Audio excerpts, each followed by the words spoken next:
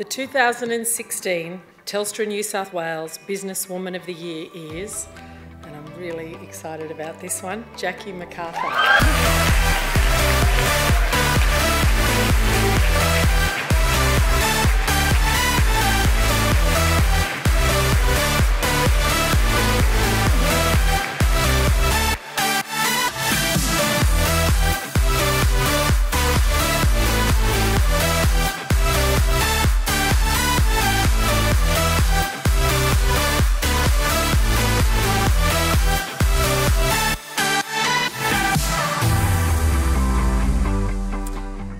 They said to write a speech.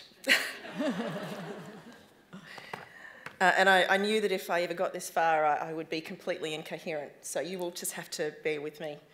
Thank you once again, Telstra and CommBank. And I have read and reread, Captain Shindy, everything you've said, written in the last year, and it's completely inspirational. So thank you very, very much for being the role model that you are.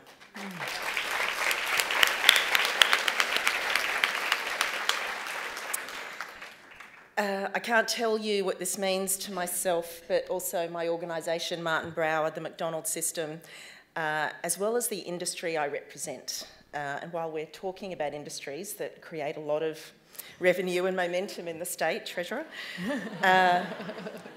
in 2013, only 9.2% of transport and logistics CEOs were women.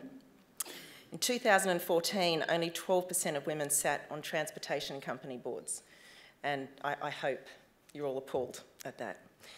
In my own organisation of over 400 employees in the warehousing and transport areas, a little more than 20 are women. It's not for want of trying. We are making inroads, and the change needed to make these roles more attractive and be flexible enough and viable for women, but it does take time and it does take patience. But the prize of a more diverse workforce should absolutely be top of all of our minds, not just mine. I think of the career path I've enjoyed, you know, engineer on the shop floor. I've also worked in the same warehouse of the organisation I now run, and I can tell you that a career path in logistics and supply chain is absolutely worth fighting for, to have our daughters and our sisters and anyone you know that's embarking on that journey, that they have the choice to be a part of what is a fantastic industry across Australia. We're also fortunate to live in a country that is rich in resources and agricultural spoils, but we're a large country and big distances often separate cities from food sources. An efficient, prosperous, sustainable and growing supply chain that's based on smart thinking and ongoing investment is absolutely critical to our country's future and our food security. It's a growing sector. The transport and logistics industry grew by almost a third in the 10 years to 2012, but the number of women in that same industry only grew by just under 1%. So diversity is good for business. It's good for women, it's good for the families of those women, and it provides choices to women and their families.